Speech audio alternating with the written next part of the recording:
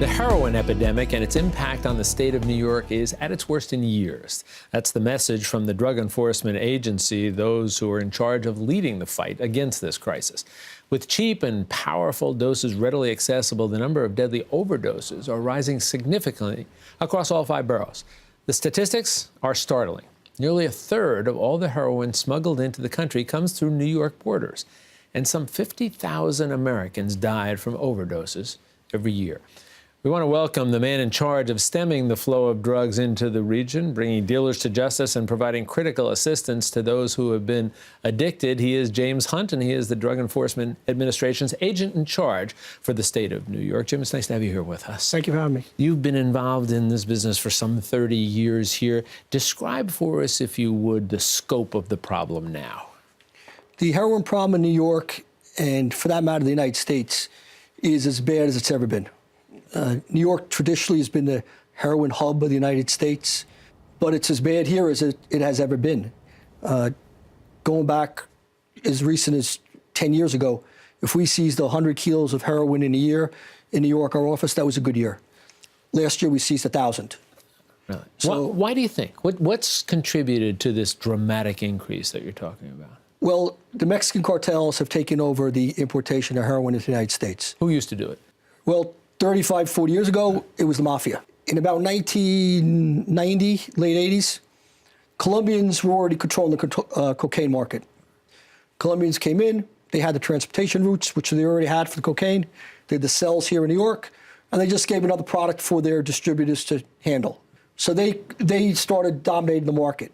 And that went on till the early 2000s. What changed then to get the Mexicans in? The Colombians also got hit hard by American law enforcement. So the leaders there made a smart business move and said, okay, let's insulate ourselves a little bit. We're not going to get out of the business. But instead of our people being the people in New York on the streets, let's sell our wares to the Mexicans and let them worry about that. So that's in fact what they did. They just started selling heroin and cocaine to the Mexican crime groups. The Mexicans, it's a porous border in the United States, so it's very easy to get across the border.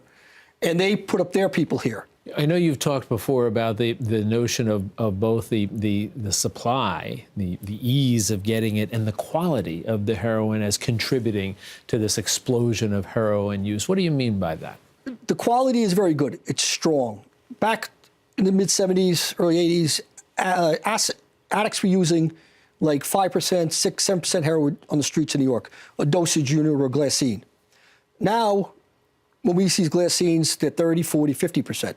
So addicts using product now that is 5, 10 times as strong as what they used years ago. And it's cheap.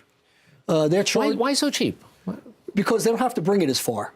Whereas the mafia, when they had labs in Turkey and Sicily, they had to get it to the United States. They had to pay a lot of people to get it here. Mexican crime groups, the border for the United States and Mexico is a couple thousand miles. There's places where you could just walk over and you're in the United States. So it made it much easier for them to do it. When we talk about this, it's almost as if you and I are talking about some corporation someplace and a product that they're producing, consumer good. It seems like they're following the same approach that corporations do. The only difference is their product is this destructive drug that we're talking about here. But it seems like they've gotten very professional about this. Absolutely. The Sinaloa cartel, which controls the majority of the heroin coming into the United States, probably 70 to 80%, Chapo Guzman's organization, that's like a Fortune 500 company. I mean, fleets of planes, thousands of trucks, tractor trailers, warehouses, boats. It's run just like a company. It's like a corporation. And they had a business model. And the model is to flood the streets with heroin, make it plentiful, make it cheap, and you'll have more people addicted. Just like a bar where you have free drinks. Yeah, same marketing plan. Same marketing plan. You and I were talking about this before. Back when I was a prosecutor, when you were just getting started in this business, when you talked about heroin, you talked about hardcore inner city addicts. But that's not what we're seeing now, right? No. Years ago, heroin was considered an inner city drug, a ghetto drug. It was associated with poor people. It's not the case anymore. The explosion of the pill epidemic 10, 15 years ago in the United States, opiates, Oxycontin, hydrocodone, Percocet, all the names of opiates doctors would prescribe. Young people started playing with these, just like they were experimenting with alcohol or beer and wine. The only thing is you can't experiment with opiates. So they developed habits. Law enforcement cracked down on a lot of these doctors, and it became harder to get pills. And Mexicans knew this, and they started flooding the market. So all these young kids, and I know several of them who I talks with who are pill addicts, and I told them, listen, you're going to end up with a needle in your arm. And they all swore to me that would never happen. Every one of them ended up with a needle in their arm. So what then do you as law enforcement do to try to combat this crisis that we're in the midst of? Well, law enforcement, DEA, we're a law enforcement organization. We work here in New York with the New York City Police Department, and we're very good at what we do.